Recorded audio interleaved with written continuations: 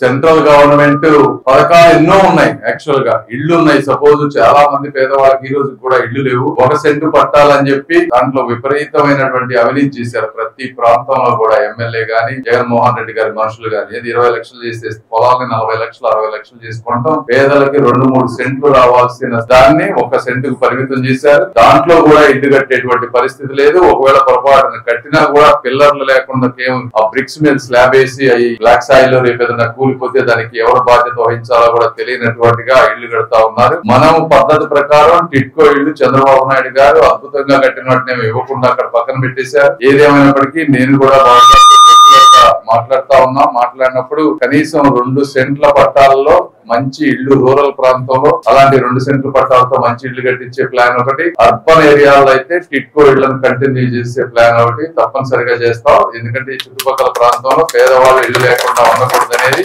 ఒక long term vision లో Telugu Desam party తీసుకోబోతా ఉంది. ఎందుకంటే నేను ఏ గ్రామంలోకి వెళ్ళినా ఎక్కడికి వెళ్ళినా కూడా ఎక్కువ మంది అడుగుతున్నది ఇళ్లే.